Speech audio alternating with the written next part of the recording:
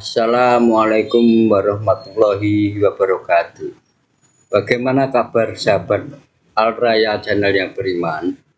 Mudah-mudahan sahabat selalu diberikan kesehatan dan masih selalu setia bersama kami di channel yang selalu menghadirkan kisah-kisah inspiratif.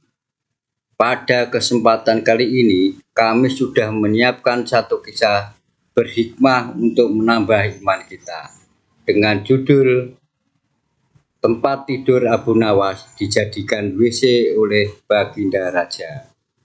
Sebelum itu, mari support channel ini dengan cara like dan subscribe. Klik tombol lonceng biar sahabat nanti dapat konten bermanfaat lainnya. Baginda Raja mendadak kangen. Ingin bertemu dengan Abu Nawas. Soalnya, sudah beberapa hari ini, si cerdik ini tak menampakkan batang hidungnya. Sudah beberapa kali, lewat utusannya, Baginda memanggil Abu Nawas. Namun sang pelipur lara ini belum juga menampakkan diri. Pada hari itu, rindu Baginda Raja tak tertahankan. Ia ingin Abu Nawas menghibur hatinya yang galau. Setelah lama berpikir mencari cara agar Abu Nawas mau datang ke istana, Baginda Raja akhirnya menemukan ide yang super jahil. Raja kemudian memanggil 3 orang prajurit dan menyuruh mereka pergi ke rumah Abu Nawas. Pengawal, pergilah ke rumah Abu Nawas, beraklah di tempat tidurnya. Kalau kalian berhasil, maka masing-masing akan aku beri uang 1000 dirham. Titah Baginda Raja serius, kendati terasa aneh. Tanpa pikir panjang, ketiga utusan Baginda Raja tersebut langsung menerima pemerintah Baginda, Daulat Paduka.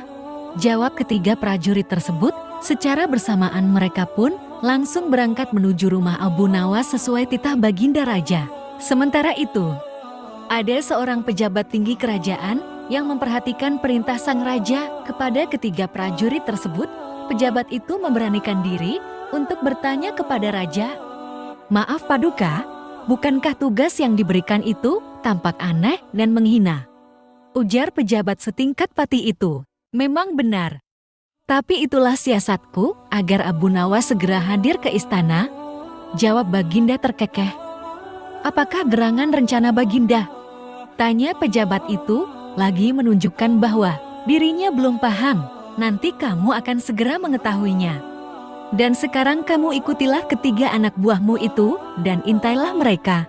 Sampaikan kepada Abu Nawas, bila dia berhasil menggagalkan tugas prajurit itu, maka ia akan aku beri uang 3000 dirham dan sekaligus ia boleh memukul utusanku itu, kata Baginda Raja.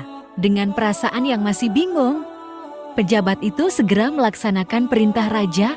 Dia segera berkemas dan menuju ke rumah Abu Nawas. Para prajurit Baginda Raja Harun al-Rasyid yang sudah berangkat lebih dulu sudah tiba di rumah Abu Nawas. Ketiganya langsung mengetuk pintu rumah.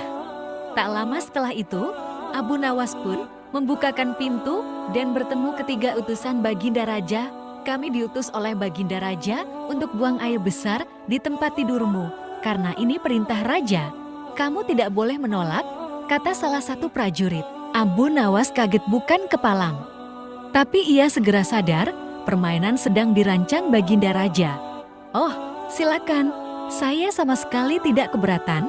Silakan saja kalau kalian mampu melaksanakan perintah Raja," ucap Abu Nawas. Kemudian, ia segera memutar otak. "Betul?" tanya prajurit raja memastikan.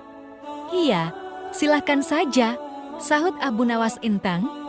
Abu Nawas mengawasi orang-orang itu beranjak ke tempat tidurnya dengan perasaan geram yang sudah ia tahan. "Betul-betul kelewatan," gumam Abu Nawas dalam hati. Abu Nawas memutar otak untuk menggagalkan tindakan bodoh dan kurang ajar 3 prajurit itu.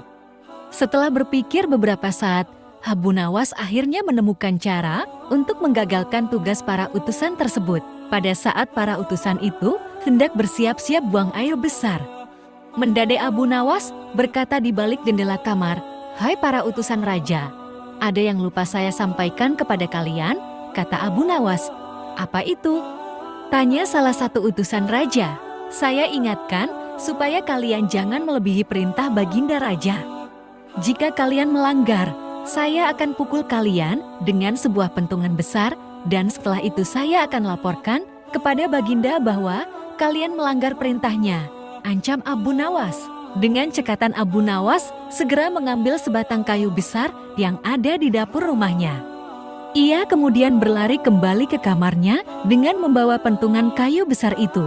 "Hai, apa maksudmu tadi Abu Nawas?" tanya salah satu utusan. "Ingat, perintah raja hanya buang air besar saja dan tidak boleh lebih dari itu," jawab Abu Nawas. "Iya, benar," jawab utusan raja.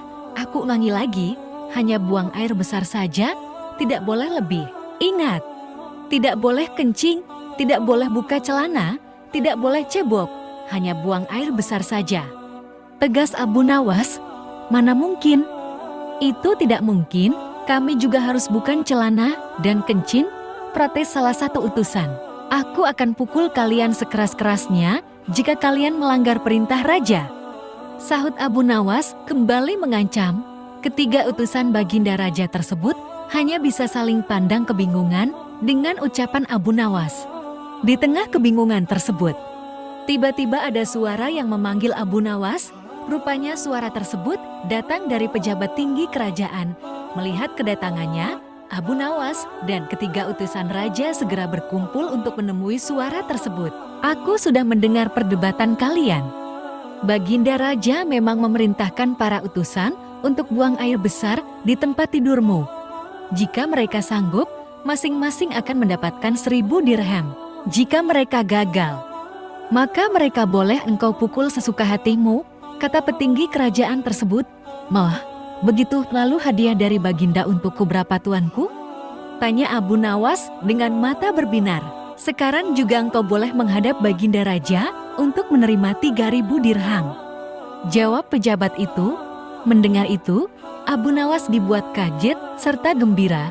Sebelum menghadap Baginda Raja, Abu Nawas kembali mengambil pentungannya lalu mengejar ketiga utusan raja yang hampir buang air besar di ranjangnya.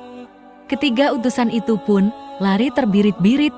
"Abu Nawas, Baginda Raja sangat yakin engkau dapat mengatasi masalah ini. Baginda memang menginginkan kehadiranmu di istana untuk menghibur hatinya yang saat ini sedang gundah gulana," jelas pejabat tinggi kerajaan tersebut sambil tertawa. Abu Nawas setuju. Mereka pun berangkat menuju istana untuk memenuhi panggilan Baginda Raja sekaligus mengambil hadiah 3000 dirham. Masya Allah, sebuah kisah yang penuh hikmah. Semoga bisa menjadi ibrah bagi kita. Jangan lupa berikan komentar Anda dan juga subscribe agar Anda mendapatkan kisah-kisah berikutnya. Sampai jumpa. Waalaikumsalam warahmatullahi wabarakatuh.